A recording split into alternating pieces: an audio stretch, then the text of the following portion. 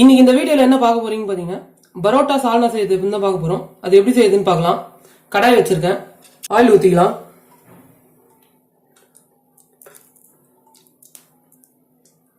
நான் 2 கரண்டி oil ஊத்திருக்கேன். Oil நல்லா சூடாகட்டும். மீடியம் சைஸ் வெங்காயம் கட் பண்ணி வச்சிருக்கேன், அது போட்டுக்கலாம்.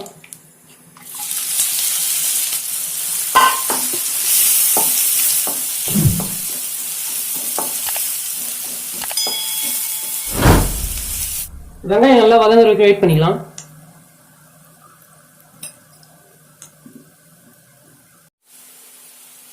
வெங்காயம் நல்லா வதங்கிச்சு. நம்ம இஞ்சி பூண்டு பேஸ்ட் போட்டுக்கலாம். 1 டேபிள் ஸ்பூன் போட்டுக்கிறேன்.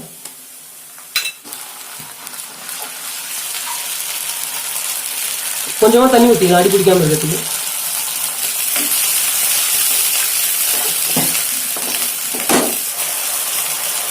இஞ்சி பூண்டு பச்சை ஸ்மெல் போகிற வரைக்கும் வதக்கிக்கலாம்.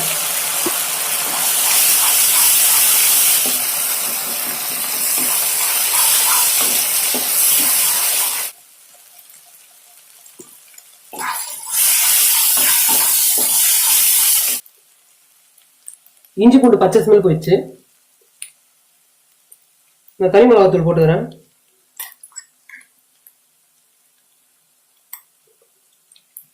ஒரு டேபிள் ஸ்பூன் போடுறேன்.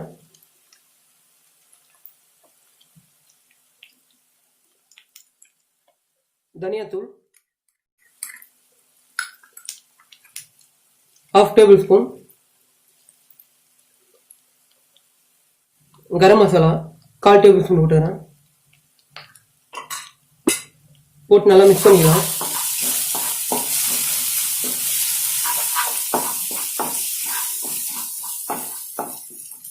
நான் மீடியம் சைஸ் தக்காளி 2 அரைச்சு வச்சிருக்கேன், தண்ணி ஊற்றி அது ஊற்றிக்கலாம்.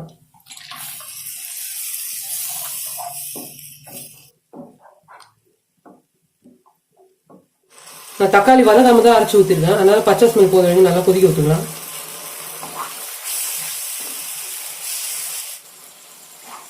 தக்காளி நல்லா பச்சை ஸ்மெல்லாம் போயிடுச்சு, நல்லா வதங்கிடுச்சு.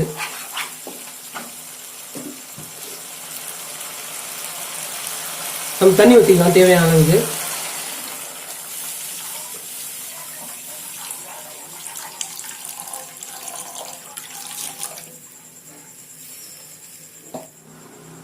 உப்பு உங்களுக்கு தேவையான அளவுக்கு போட்டுங்க.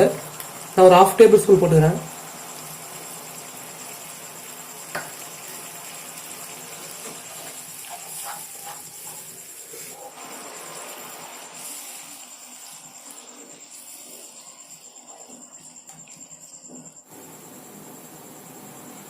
நல்லா கொதிக்குது. நான் தேங்காய் நல்லா பேஸ்ட் மாதிரி அரைச்சி வச்சிருக்கேன், தண்ணி ஊற்றி அதை ஆட் பண்ணிக்கலாம்.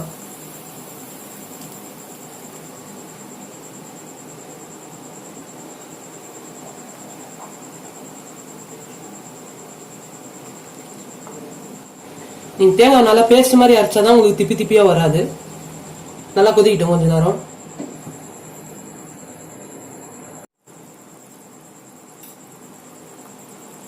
பரோட்டா சால்னா ரெடி ஆயிடுச்சு. கொத்தமல்லி போட்டுக்கலாம்.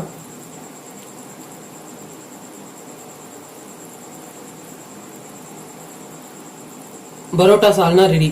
இந்த வீடியோ பிடிச்சிருந்தா லைக் பண்ணுங்க, ஷேர் பண்ணுங்க, சப்ஸ்கிரைப் பண்ணுங்க.